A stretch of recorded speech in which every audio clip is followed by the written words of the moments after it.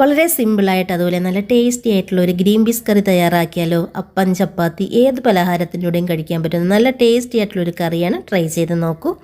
ഞാനിവിടെ 1 cup green peas ഒരു 4 മണിക്കൂർ നേരം വെള്ളത്തിൽ സോക്ക് ചെയ്തെടുത്തിട്ടുണ്ട്.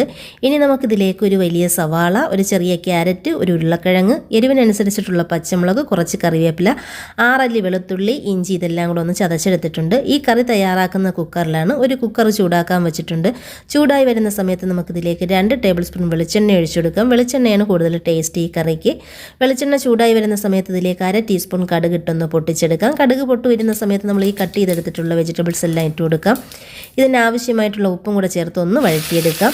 ഇതൊന്ന് വാടി വരുന്ന സമയത്ത് ഇതിലേക്ക് വളരെ കുറച്ച് പൊടികൾ മാത്രമേ നമ്മളിതിൽ ചേർത്ത് കൊടുക്കുന്നുള്ളൂ. 1/2 ടീസ്പൂൺ മഞ്ഞൾപ്പൊടി, 2 ടീസ്പൂൺ നിറച്ച് മല്ലിപ്പൊടി, 3/4 ടീസ്പൂൺ പെരിഞ്ജീരകം, നമ്മുടെ വലിയ ജീരകം ഉണ്ടല്ലോ അത് വറുത്ത് പൊടിച്ചത്, ഇത്ര പൊടികളെ ചേർത്ത് കൊടുക്കുന്നുള്ളൂ. മുളക് പൊടിയൊന്നും ചേർക്കുന്നില്ല. അതിനനുസരിച്ചിട്ടുള്ള പച്ചമുളക് വേണം എടുക്കാൻ, എരിവിനനുസരിച്ചിട്ട്.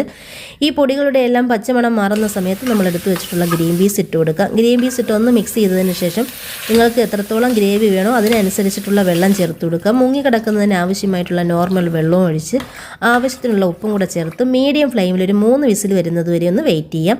പിന്നെ നമ്മൾ എടുക്കുന്ന ഗ്രീൻ പീസിൻ്റെ വേവിനനുസരിച്ചിട്ട് വിസിലൊക്കെ മാറ്റം വരും, അതൊന്ന് ശ്രദ്ധിച്ചാൽ മതിയേ.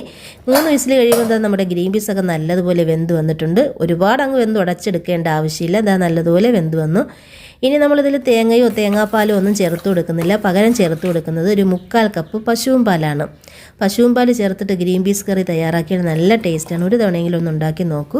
പാലൊഴിച്ച് പിന്നെ ഒരുപാട് അങ്ങ് തിളപ്പിക്കേണ്ട ആവശ്യമില്ല. ചെറുതായിട്ടൊന്ന് തിള വരുന്ന സമയത്ത് ഇതിലേക്ക് ഒരു തണ്ട് കറിവേപ്പിലയും 1 ടീസ്പൂൺ വെളിച്ചെണ്ണയും കൂടെ ഒഴിച്ച് ഒന്ന് മിക്സ് ചെയ്ത് ഫ്ലെയിം ഓഫ് ചെയ്തെടുക്കുമ്പോൾ രുചികരമായിട്ടുള്ള നമ്മുടെ ഗ്രീൻ പീസ് കറി ഇതാ ഇവിടെ റെഡിയാണ്. എല്ലാവരും